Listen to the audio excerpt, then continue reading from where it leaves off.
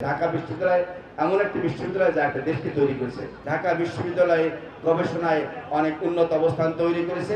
বন্ধুরা, কর্মকর্তা কর্মচারী, আমাদের অ্যালামনাই অ্যাসোসিয়েশনের নেতৃবৃন্দ, ডাকসুর সকল পর্যায়ের নেতৃবৃন্দ, সমাজ রেজিস্ট্রার এবং বাংলাদেশের এই শতবর্ষে 105 বছরে যারা এখনো আমাদের অ্যালামনাই হিসাবে এখানে আছেন, তারা উপস্থিত সাংবাদিক বন্ধুরা, সুধী মন্ডলী, আসসালামু আলাইকুম এবং শুভ সকাল।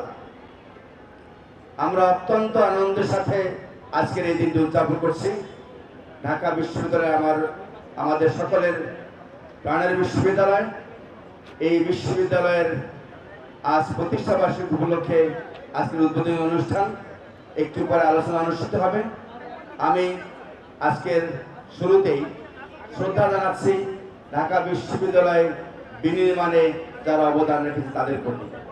ঢাকা বিশ্ববিদ্যালয়ের বিনির্মাণের পর থেকে আজ পর্যন্ত যারা এই ঢাকা বিশ্ববিদ্যালয়ের সাথে সম্পৃক্ত ছিলেন, 1952 সালের ভাষা আন্দোলনে যারা শহীদ হয়েছেন, 1971 সালের মুক্তিযুদ্ধে যারা শহীদ হয়েছেন, বিশেষ করে স্বাধীনতার মহান ঘোষক শহীদ প্রেসিডেন্ট জিয়াউর রহমান বীর উত্তম সহ সকল শহীদ, 1990 গণ অভ্যুত্থানে যারা শহীদ হয়েছেন এবং সর্বশেষ 2024 সালে জুলাই আগস্টে ফ্যাসিস্ট বিরোধী আন্দোলনে, ফ্যাসিস্ট হটাও আন্দোলনে, অভ্যুত্থানে যারা শহীদ হয়েছেন, তাদের সকল আত্মা মাগফিরাত কামনা করছি। একই সাথে গণতন্ত্রের লড়াইয়ে বেগম খালেদা জিয়া 3 বারের প্রধানমন্ত্রী, তিনি আজীবন লড়াই করে গেছেন, তার আত্মার মাগফিরাত কামনা করছি। এবং একই যারা গণতন্ত্রের লড়াই যারা জীবন দিয়েছেন, সকলের প্রতি শ্রদ্ধা নিবেদন করছি। ঢাকা বিশ্ববিদ্যালয় খুব অনেকের কাছে মনে হয় যে একটা ছোট্ট জিনিস, মোটেই না। ঢাকা বিশ্ববিদ্যালয় বাংলাদেশের সর্ববৃহৎ বিশ্ববিদ্যালয়। আপনারা দেখেছেন যে বাংলাদেশের, একটু আগে বলেছি, গণতন্ত্রের লড়াইয়ে বাংলাদেশের এই প্রধান বিশ্ববিদ্যালয় অবদান রেখেছে। তাদের রোল, অবদান অনস্বীকার্য। আমরা সেটা অতীতে দেখেছি।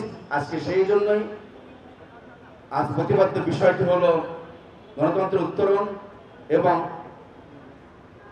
উচ্চশিক্ষায় ঢাকা বিশ্ববিদ্যালয়। শুধু গণতন্ত্র না, একই সাথে উচ্চশিক্ষায় ঢাকা বিশ্ববিদ্যালয় অবদান রেখেছে।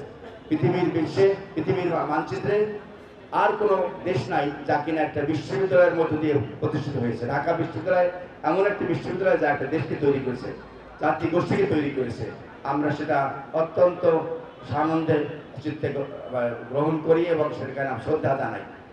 আপনারা জেনে খুশি হবেন যে গতকাল রাতে আমাদের দেশের মাননীয় প্রধানমন্ত্রী, গণপ্রজাতন্ত্রী বাংলাদেশের মাননীয় প্রধানমন্ত্রী আজকের এই যে দিবসের যে তার বাণী, সেটি তার ফেসবুকে তিনি আপলোড করেছেন।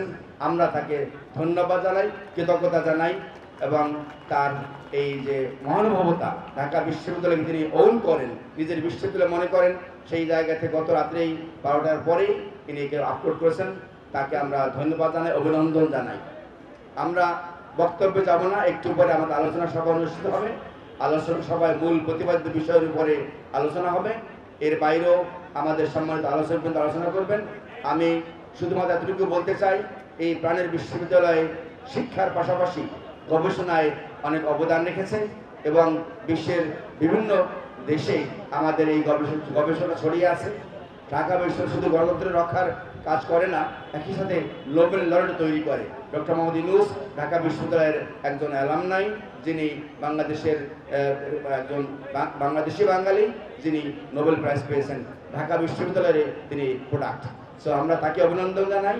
ঢাকা বিশ্ববিদ্যালয়ে সেই নোবেল লরেট তৈরি করে, ঢাকা বিশ্ববিদ্যালয় দেশ তৈরি করে, একই সাথে ঢাকা বিশ্ববিদ্যালয়ে গবেষণায় অনেক উন্নত অবস্থান তৈরি করেছে। ইতিমধ্যে কিউএস র্যাঙ্কিংয়েও ঢাকা বিশ্ববিদ্যালয় তার দেশ সারা বিশ্ববিদ্যালয়ের ব্যবস্থা তৈরি করেছে, আপনারা ইতিমধ্যে জেনেছেন। আমি আর কথা বাড়াবো না। আমি আজকে যারা এখানে এসেছেন সবাইকে এই দুর্যোগপূর্ণ আবহাওয়ার মধ্যে থেকে সবাইকে ধন্যবাদ জানাই, সবাইকে কৃতজ্ঞতা জানাই, সবাইকে এই জন্মদিনের শুভেচ্ছা জানাই।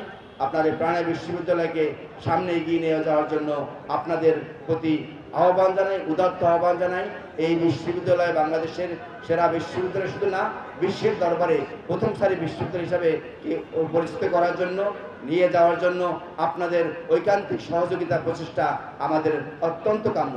আমরা আশা করি আপনাদের এই প্রাণের বিশ্ববিদ্যালয়কে বিশ্বের দরবারে অনেক উচ্চতায় স্থান করে নিতে সহযোগিতা করবেন।